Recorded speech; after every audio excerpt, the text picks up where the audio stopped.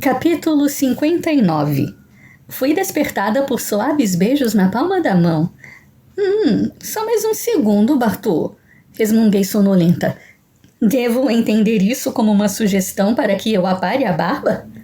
Abri os olhos, sorrindo, e encontrei o olhar de Lucas, quente e verde, reluzindo com diversão. Uma de suas mãos estava em meu quadril, o polegar preguiçosamente traçando um círculo lento que fez minha pele se arrepiar. Não a pare, por favor, pedi. Gosto dela assim, do toque macio do seu cavanhaque quando beija meu pescoço. Apoiando-se em um cotovelo, arrastando-se para ainda mais perto, ele se debruçou sobre mim e abaixou a cabeça para colar os lábios na depressão atrás de minha orelha, as pontinhas do cavanhaque roçando a pele sensível, provocando um vibrar violento e insistente em minhas entranhas. Assim? Murmurou Ali. Exatamente assim. É como as bolhas do champanhe, nem sei de qual dos dois eu gosto mais, provoquei. Você acaba de ferir o orgulho do meu cavanhaque. Ele riu em minha pele, fazendo um frisson que àquela altura eu já conhecia tão bem me desestabilizar, de modo que eu sempre acabava afundando os dedos naquela cabeleira cor de areia tão sedosa. Permita-me apresentar uma defesa. Gemi baixinho, quando sua boca capturou a minha. E era tão melhor do que champanhe. Fazia cócegas, me deixava inebriada, quente e ofegante. Não demorou para que eu estivesse gemendo baixinho. Puxando-me para mais perto até meu corpo se encaixar perfeitamente ao dele, Lucas intensificou o beijo. Aquela parte dele que havia muito não me assustava mais pressionou minha barriga, arrancando-lhe um gemido. Então, ele deitou as costas no colchão, me puxando para cima de seu corpo. A porta se abriu de repente. Tia Elisa, você tem que... Nina, não pode entrar no quarto sem bater. Ralhei, ao mesmo tempo em que Lucas murmurava um palavrão. Rolei para o lado, puxando rapidamente o lençol para me cobrir. Lucas precisou colocar o travesseiro sobre os quadris para ocultar a tenda, nada modesta, que se formara ali.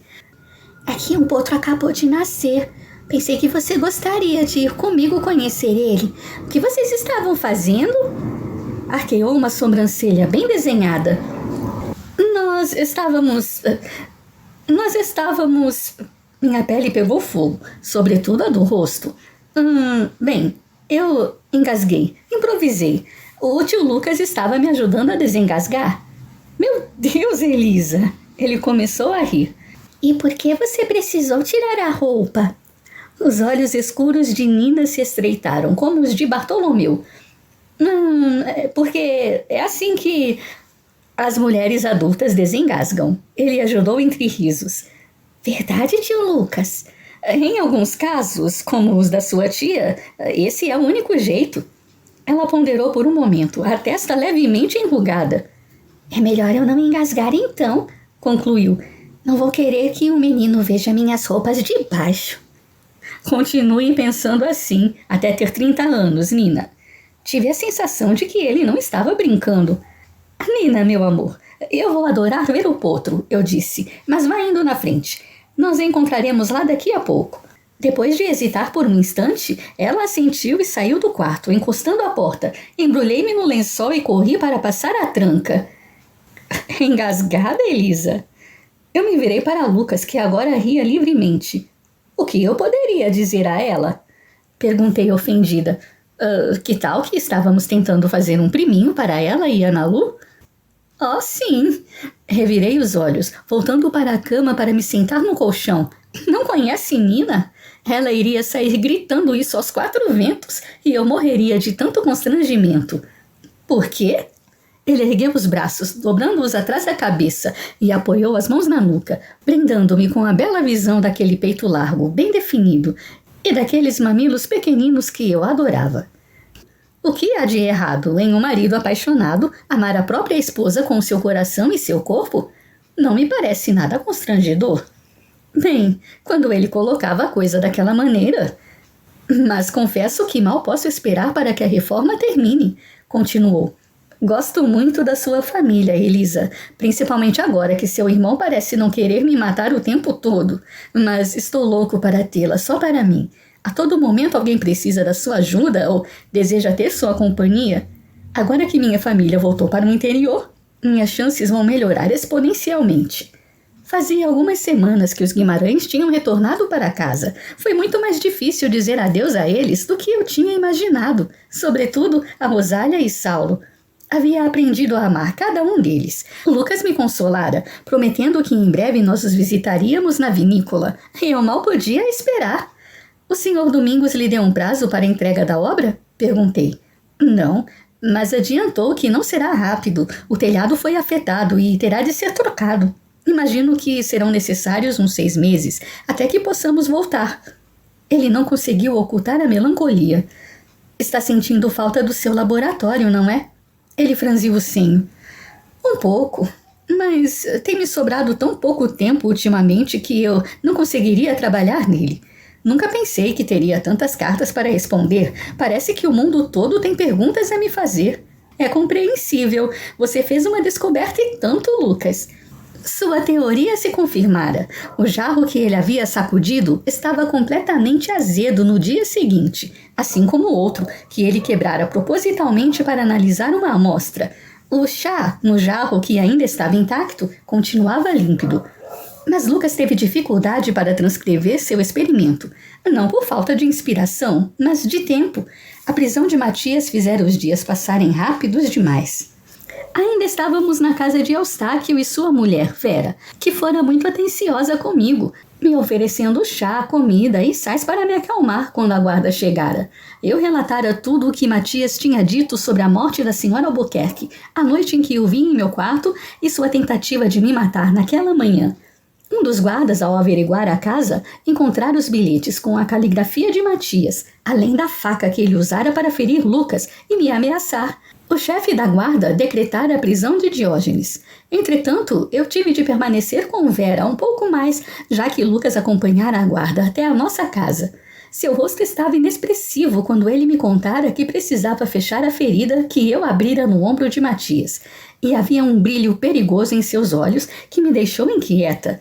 Mas minha preocupação foi infundada. Por mais que Lucas quisesse matar Matias, manteve o juramento que havia feito na escola de medicina, de jamais negar socorro a quem quer que fosse. Lucas falara outra vez com o chefe da guarda sobre as suas suspeitas de envenenamento, na época da morte de Adelaide. O Dr. Almeida poderia confirmá-las. E confirmou. O problema foi que alguém da família da senhora Albuquerque deveria prestar queixa sobre o assassinato, e ninguém conseguiu contatar Walter. Tia Cassandra tinha conseguido falar com Doroteia e em poucos dias a mulher estava na vila, arrasada, como se tivesse perdido a irmã outra vez, formalmente prestando queixa contra Matias. Eu a visitara algumas vezes, sempre especulando sobre Valentina, mas a sobrinha não tinha enviado nenhuma notícia a ela também. Matias dissera que Miranda estava se escondendo dele. Pelo silêncio de Valentina, era o que parecia. O que me trazia um pouco de alento era saber que o Sr. Albuquerque nada tinha a ver com a morte da esposa. Matias confessara que havia feito tudo sozinho, que descobrira as plantas no jardim por acaso e que Miranda não sabia que eram venenosas, apenas achava bonitas. Quando compreendera o que o amante havia feito, ela tentara romper o caso, e ele então passara a chantageá-la. O julgamento dele aconteceria dali a algumas semanas e Ian achava que ele não voltaria a andar pelas ruas nas próximas décadas.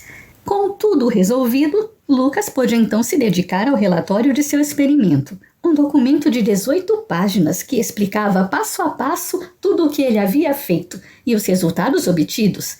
O Dr. Almeida foi o segundo a ler. Lucas insistiu que eu lesse antes de qualquer pessoa, mesmo não tendo qualquer conhecimento médico.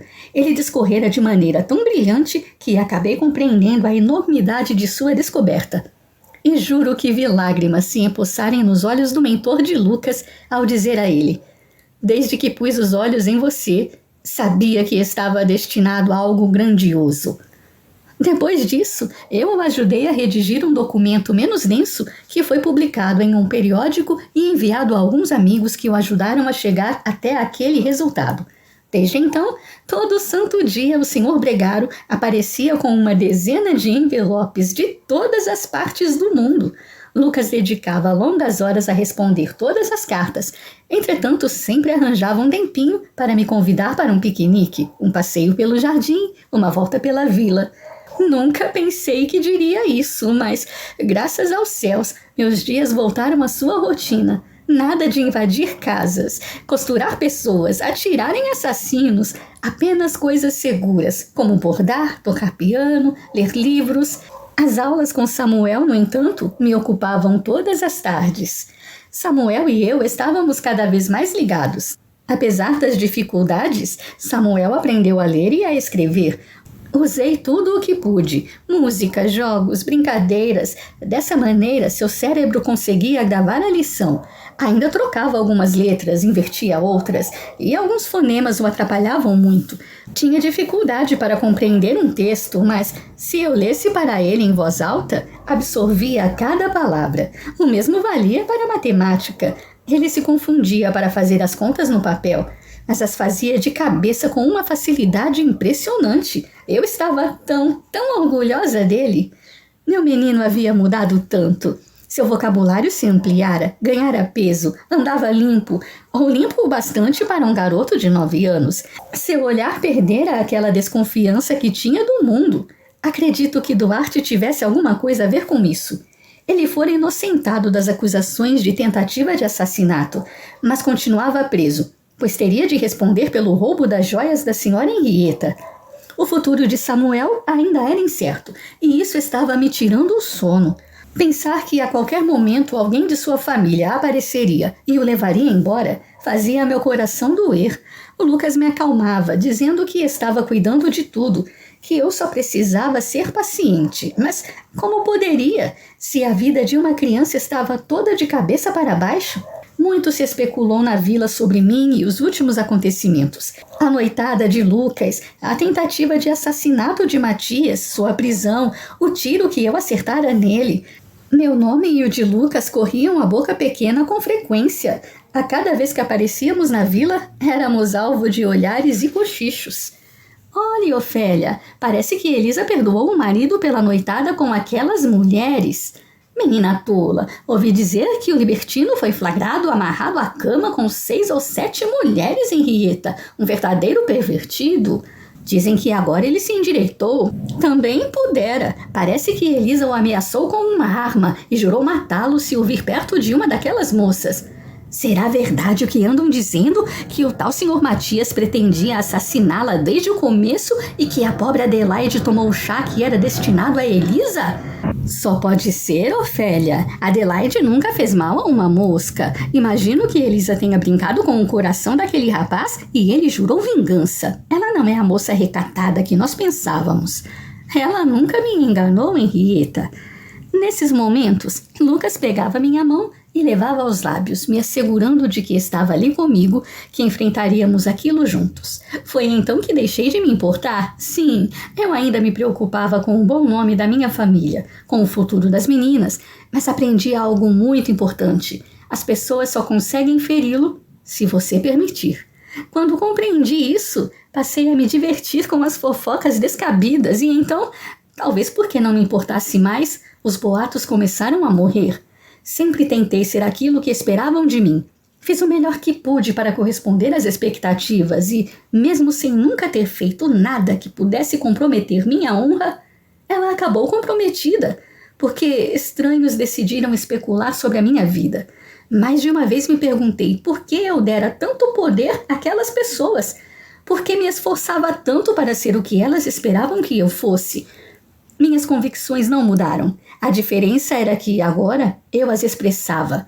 Tinha liberdade para ser eu mesma e para ser amada pelo mesmo motivo. Fora isso que aprendera com Lucas.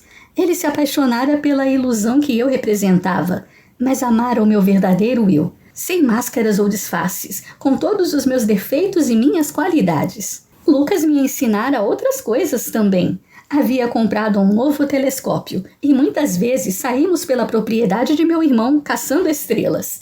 Ele me mostrou mundos maravilhosos, coisas que eu jamais teria sonhado que existiam. E não me refiro só a planetas com anéis ou nebulosas coloridas repletas de mistérios, mas a algo que fazia meu coração palpitar e meu rosto ficar todo quente e vermelho. Pela maneira como ele me olhava agora, A interrupção de Nina não o tinha desestimulado e parecia disposto a me levar até um mundo de paixão naquele exato momento. No entanto, tornaram a bater à porta. Gomes avisou que o Sr. Andrada esperava Lucas no escritório de meu irmão. Diga que estarei lá em 10 minutos, gritou. Então olhou para mim, de cara amarrada. Estou pensando seriamente em nos mudarmos para a pensão até a reforma ser concluída. E saiu da cama, murmurando uma imprecação que me fez rir. Por que o Sr. Andrada veio aqui? Algum problema? Perguntei, preocupada. Espero que seja a solução. Foi tudo o que disse. Cerca de 15 minutos depois, deixamos o quarto, mas não fomos muito longe. Gomes vinha correndo, quebrando todos os protocolos, com uma carta balançando em uma das mãos. Chegou para a senhora. Pensei que gostaria de ser informada imediatamente. Apanhei um envelope e observei o nome do remetente. Meu coração deu um salto. Eu conhecia aquela caligrafia quase tão bem quanto a minha. Rasguei o lacre às pressas. Querida Elisa, imagino que esteja preocupada com o meu silêncio. Tanta coisa aconteceu desde que nos vimos pela última vez que acredito que não me reconheceria agora. Eu mesma não me reconheço mais. Mas tranquilize-se, eu estou bem. Não quero que se preocupe comigo. A casa onde vivemos tem uma bela vista para o mar, mas o acesso é difícil, por isso suas cartas chegam com muito atraso. E imagino que você também demore para receber as minhas. Tanta umidade afetou a saúde de papai e uma terrível crise de asma o atacou. Tive que cuidar dele, já que Miranda há pouco fez além de mandar chamar um médico e lhe preparar algumas infusões. Mas ele parece se recuperar bem. Estou confiante de que em algumas semanas terá se curado totalmente. Por causa da doença, mal tive tempo de conhecer a região, mas parece ser agradável. Soube que Nájila, a sobrinha do Sr. Estevão da joalheria, e o marido são nossos vizinhos, mas ainda não tive a sorte de encontrá-la. Quem sabe nesta semana eu consiga ir visitá-la. Estou aguardando ansiosa por notícias do seu casamento. Espero que tenha sido tão bonito quanto sonhávamos enquanto crianças. Sinto muito sua falta, querida Elisa. Espero que em breve possamos nos rever. Sempre sua, Valentina. Graças aos céus! Soltei um aliviado suspiro olhando para Lucas. É de Valentina. Ela está bem. Estão morando em um lugar meio afastado no litoral. Por isso a correspondência demora a chegar. Menos mal. E juro que vi alívio em seus olhos também. Vá indo na frente, Elisa. Já nos atrasamos demais. Sua sobrinha já deve estar impaciente para lhe mostrar o potro. Lucas, espere. A voz de trovão de meu irmão ressoou pelo corredor. Ian vinha em nossa direção, abotoando o punho da camisa sobre o paletó, os cabelos molhados e um sorriso torto que me disse que ia andar aprontando alguma coisa. Pensei que estivesse no estábulo. Falei assim que nos alcançou. Acabei me sujando, só vim trocar de roupa, mas já que os encontrei, quero lhes mostrar uma coisa. Indicou a porta da sala de artes. Os dois homens se afastaram para o lado para que eu entrasse primeiro. A sala bem iluminada e muito arrumada. Coisa realmente impressionante com 3 crianças por perto.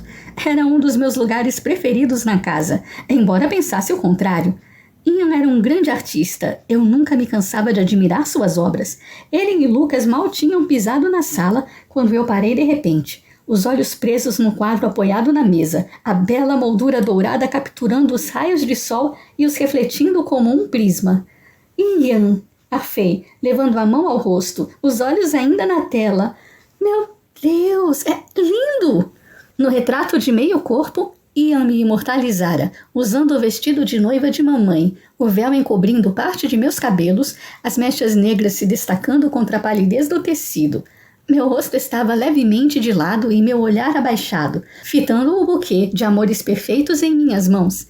Os cantos de meus lábios se curvavam em um sorriso secreto, minhas covinhas aparentes. A meu lado, Lucas, tão real que era como se houvesse 2 dele naquela sala. Olhava para mim com uma expressão apaixonada, os olhos cintilando como 2 estrelas. Esplêndido! Concordou Lucas, aproximando-se da pintura e a analisando atentamente. Você a retratou com perfeição? É tão real que estou aqui prendendo o fôlego, esperando que o sorriso dela se amplie. Considerem um presente de casamento um tanto atrasado, meu irmão falou. Eu me virei para ele e o abracei com força. Oh, Ian, é o presente mais perfeito do mundo. Obrigada, meu irmão. Não me agradeça, Elisa. Foi mais que um prazer pintar este quadro. Foi um alívio retratar aquele momento. Creio que isso encerre qualquer dúvida quanto a seu futuro.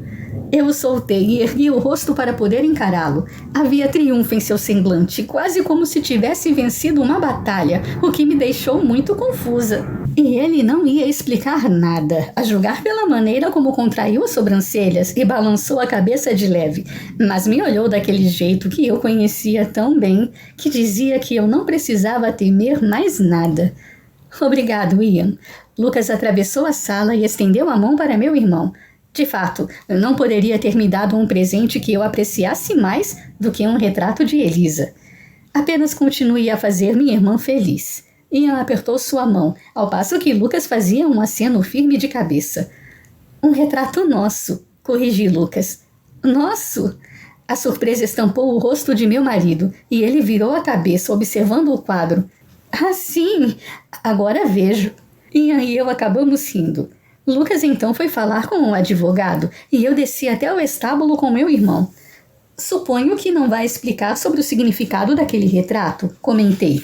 Não é nada, apenas uma coisa que vi enquanto estivemos no futuro e que me atormentou por muito tempo, mas que agora eu sei, não vai acontecer, já que você se casou com Lucas. Não fazia ideia do que Ian tinha visto, e, a julgar pelo alívio que vi assentar em sua expressão, achei melhor não saber. Tia Lisa, papai! Ana Lu veio correndo, tão logo nos viu chegar. Bartolomeu, deitado na grama, levantou-se quando minha sobrinha passou por ele, seguindo-a. Ela pulou sobre mim e eu deixei escapar um uf! Venha cá, senhorita Ana Laura Alonso Clark. Ele a pegou pelos braços e, com um giro que a fez gritar de deleite, encaixou-a nos ombros. Sofia, debruçada na cerca, acenou. Nina imitava sua postura e não tirava os olhos do potro, como era de esperar. Ian colocou Ana Lu no chão quando nos juntamos a elas e a caçulinha correu para perto da irmã e de Samuel. Elisa, você está bem? Samuel me estudou com um olhar preocupado. Marina disse que estava engasgada. Eu enrubesci, evitando olhar para meu irmão. Estou ótima. Que tal o potro? Eu quis saber, louca para mudar de assunto. É bonito e é muito esperto. Meio desajeitado, mas já consegue ficar de pé sozinho. Venha ver. Ele me pegou pela mão e começou a me puxar para perto do cercado. É de lua? Perguntei a Sofia ao parar ao lado dela, pois o potro tinha a mesma pelagem da égua dela. E de Storm, contou orgulhosa. É o terceiro deles. Acho que estão apaixonados de verdade. Então analisou meu rosto com atenção e um sorriso deslumbrante se abriu. E eles não são os únicos. Cheguei um pouco mais perto dela.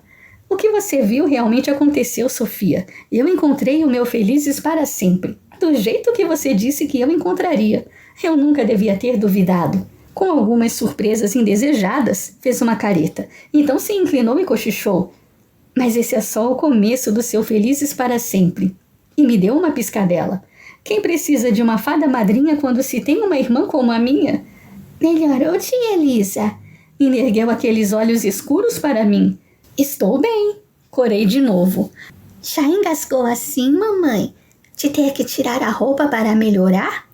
Oh, por Deus! Não sei qual foi a reação de Sofia, nem a de Ian, já que mantive os olhos fixos no potro, mas a voz de Sofia parecia bastante divertida ao dizer... Algumas vezes. O que fez o meu rosto, já quente, se incendiar e meu irmão ser dominado por uma crise de tosse. Cadê o Lucas? Samuel se pendurou na cerca outra vez. Aqui! Veio a voz logo atrás ao me virar. Me deparei com aquele sorriso iluminado. A reunião devia ter sido boa. Sorri de volta, contente por vê-lo feliz. O que eu perdi? O potro não conseguia ficar de pé, tio Lucas. Ana Lu começou, animada. Aí ele conseguiu, mas tremia muito. Aí a mamãe dele lambeu ele.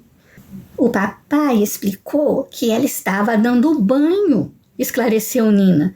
Samuel fez uma careta. Banho de lambida? Deve ser pior do que banho de banheira. Aí o potro tentou andar. Continuou Nina, subindo para a tábua de cima. Mas parecia Ana Lu no começo. Caía toda hora. Mas aí ele aprendeu a se equilibrar. E não caiu mais. Mas a mamãe dele ainda está meio desconfiada. E fica ali perto. Agora ele está mamando. Parece que eu perdi tudo, afinal, lamentou Lucas. Samuel abaixou os olhos para as mãos enroscadas na cerca e, depois de um momento, pulou no chão. Sam, aonde você vai? Marina quis saber ao vê-lo se afastar, os ombros curvados e a cabeça baixa. Eu e Lucas nos encaramos por um breve instante e então saímos atrás dele. Samuel, chamei, espere! Mas ele não esperou. Tive de correr para acompanhá-lo. Lucas vinha logo atrás e, com as pernas mais longas que as minhas, logo me ultrapassou.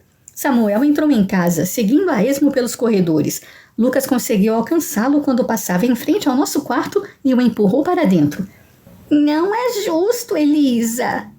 O menino reclamou, os olhos enevoados de lágrimas, assim que eu entrei e fechei a porta. Até o Potro tem uma família, e só eu que não. Ele se sentou aos pés da cama. Olhei para Lucas. Ele exibia um sorriso largo que destoava totalmente do momento. Isso não é verdade, Sam. Eu me sentei junto dele, passando o braço pelos seus ombros. Você tem a mim e ao Lucas. Nina, Ana Lu, o senhor e a senhora Clark, minha família, completou Lucas ao se acomodar do outro lado do garoto. É diferente. Ele cruzou os braços. Só se você quiser que seja diferente.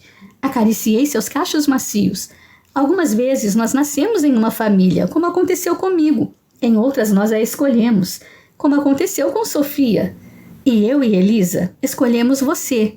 Lucas puxou um papel de dentro do paletó, entregando-o ao menino, o sorriso ainda ali. Samuel o abriu e leu algumas linhas, então ergueu os olhos para mim. Eu conhecia bem aquele olhar. Bem, deixe-me ver. Peguei o papel e meu coração falhou uma batida. Era um documento oficial, assinado pelo juiz Guilhermino Carvalho. O nome de Duarte vinha logo depois do cabeçalho. Jeremias Duarte, residente neste estado, único parente consanguíneo vivo do menor Samuel Duarte de Castro, de 9 anos de idade, elegeu como guardião do menor o senhor Lucas Guimarães, também residente nesse estado. Encarei Lucas com o coração batendo tão alto em meus ouvidos que eu mal conseguia ouvir o mundo. Seus olhos me sorriram. Eu não sei se entendi direito, Elisa. Samuel buscou meu olhar, mas Lucas abaixou o rosto para ele. Este documento faz de mim o seu guardião de hoje em diante, Samuel, contou. Serei responsável por você até que chegue à maioridade. Mas se você quiser, nunca mais terá de deixar esta família. A escolha será sua. Mas o tio Jeremias deixou eu ficar para sempre? Perguntou desconfiado, mas havia uma faísca de esperança em seu rosto. Muito alegremente. Sua expressão vacilou. Samuel não pareceu notar. Você não tem mais que se preocupar com ele. Eu disse que cuidaria de tudo. Meu coração se inflamou naquele instante, tanto e tão violentamente que eu pensei que pudesse parar. Você não mentiu para mim. Samuel passou os braços ao redor da cintura de Lucas, afundando a cabeça em seu peito, os olhos apertados. Lucas deu risada, abraçando o menino com força, mas o olhar estava em mim. Obrigada, fiz com os lábios. Sempre que precisar, devolveu. O menino o soltou, apenas para laçar meu pescoço com os braços. Você ouviu isso, Elisa? Ouviu o que o Lucas disse? Meu coração está tão feliz que parece que vai explodir. O meu também, Sam. Nunca mais teríamos de nos separar. Afundei o rosto em seu ombro, sentindo o cheirinho de menino, suor e terra. Eu amava Samuel. E Lucas e eu cuidaríamos dele, o amaríamos, daríamos tudo o que ele quisesse e merecia. Uma vida feliz. Parece que agora você vai ter que desistir da ideia de que precisa ajudar em alguma coisa para morar conosco, zombou Lucas. Mas eu não posso fazer isso, rebateu, me soltando e encarando Lucas muito a sério. Tenho meus pacientes para visitar. Seus pacientes? Achei graça. Se eu ajudo o Lucas, então eles são meus pacientes também, Elisa. Revirou os olhos. Vou poder continuar a visitá-los, certo? Lucas brincou com seus cachos crescidos. Desde que só eu manuseie o bisturi pelos próximos 10 anos. Eu imaginei que diria isso. O menino olhou para o alto, resignado. Mas está tudo bem. Ainda posso escolher ser cavalariço. Agora eu tenho que contar a novidade para a Marina. No instante seguinte, ele saía do quarto correndo como se as roupas estivessem em chamas. A gargalhada de Lucas reverberou pelo aposento. Já percebeu que, de cada 4 palavras que ele diz ultimamente, 2 são Marina? Eles se adoram. Como conseguiu que Duarte assinasse esse documento? Eu quis saber. Eu o fiz assinar uma carta passando a guarda de Samuel para mim, mas achei melhor resolver esse assunto de maneira mais civilizada, por assim dizer. Não queria que você e Samuel vivessem com medo de o sujeito aparecer a qualquer momento. Então, quando estive na sede da guarda prestando queixa contra Matias, Duarte soube disso e mandou me chamar. Ele me fez uma proposta: sua liberdade pelo menino. Ele está livre agora, assim como Samuel, murmurou em tom sombrio. Cheguei mais perto e o beijei, sem pressa, até que algo saiu de controle. Suponho que tenha sido eu. E ele me afastou com delicadeza, rindo. Não me desconcentre assim agora, Elisa. Há mais um assunto que eu gostaria de discutir com você. Eu me endireitei, observando-o com atenção. Parecia ansioso e um pouco inseguro. Foi até a porta e a fechou, o que fez uma sineta vibrar em minha cabeça. O que era agora?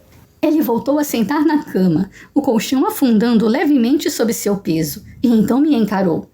Elisa, eu vou para a Europa e... O quê? Atalhei, o coração ameaçando afundar em meu estômago. Mas eu pensei que, depois que nos acertamos, que você tivesse mudado de... que não pretendesse mais...